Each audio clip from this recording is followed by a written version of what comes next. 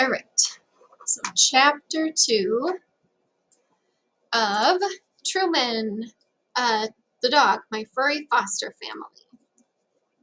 It's called Hello, Truman. Before Joss left us, she gave us a bag of Truman's toys. She gave us a crate, too. We put the crate in my parents' bedroom. Truman would sleep there. Ollie already slept with me in my room every night. After dinner, I worked on a puzzle with my parents. I like puzzles. They are fun to put together. Ollie curled up on my lap. Truman sat by the door. He seems sad, I said. Maybe he wants to go home. This is his home now, Dad said. It will take time for him to feel safe with us. He doesn't know us yet. I dug into Truman's bag of toys and found a stuffed lamb. I tossed it. It landed at his feet with a plop. Truman sniffed the toy a little, but didn't move. I got a tennis ball. I waved it in front of his face and rolled it past him. Get the ball, Truman, I said. Truman watched the ball, but didn't move. Ollie did, though. He shot after the ball like a rocket. Yip, yip, yip. Truman's ears went up. He wagged his tail and barked. Woof, woof. Ollie ran past him and Truman followed right behind. And just like that, the two dogs became friends. The next day, Ollie and Truman played tag. Ollie chased Truman from the living room to the kitchen, up the hall and into my room. Truman chased Ollie out of my room, down the hall, into the kitchen, into the living room. Back and forth the dogs ran. They barked nonstop. Dad got a little upset. He was trying to talk on the phone for work. Come on, you two, I said. Let's play quietly in my room. Ollie, Truman, and I went to my room and sat on the floor. I pulled a bright yellow rubber ducky from Truman's bag of toys. Truman wiggled and whined. Want your ducky? I asked him. Truman wagged his tail and licked my hand. I gave him the toy. He squeaked it a couple times. Playing tag had made the dogs tired. I lifted Ollie onto my bed. He curled up. Truman wanted to get on my bed too, but I said no. Joss had told us to keep Truman off the furniture. His forever family might have a no furniture rule. I got Truman's dog bed from his crate and put it on the floor. You can take a nap over here, Truman, I said. Truman sniffed his bed, snorting from end to end. When he had sniffed every inch, he stepped onto the bed. He turned in a circle 3 times, plopped down, and curled up tight. With a sigh, he fell asleep.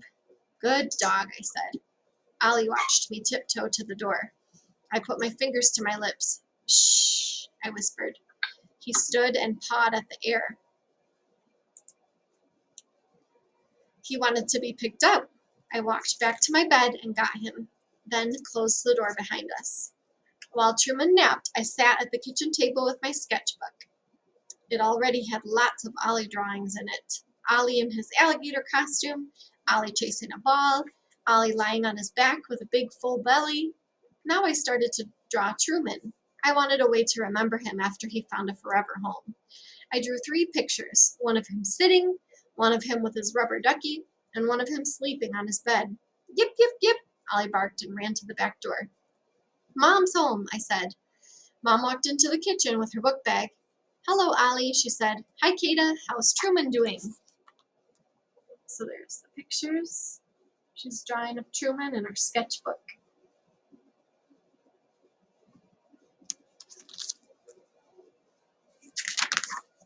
Great, I said. He and Ollie played tag all morning. Truman took a nap. He's in my room. Perfect. Let's take them for a long walk, Mom said. I ran to get Truman, but when I opened my bedroom door, oh no! It looked like a blizzard had blown through my room. Ripped paper covered everything like snowflakes. My trash can was tipped over. My desk chair was too. Hold it still. I'm not putting anything up in front of the camera right now, okay? So that's a little bit distracting when I'm looking down at the book. Truman was sitting in the middle of it all, his dog bed shredded to bits. Truman, I shouted. Ollie came running and stopped in the doorway. Yip, yip, yip. Uh-oh.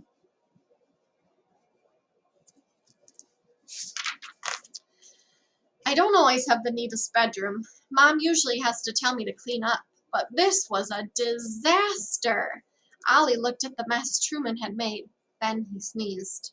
Truman dipped his head. He tucked back his ears. He looked very sorry. Oh dear, Mom said when she saw my room. Truman found trouble, didn't he?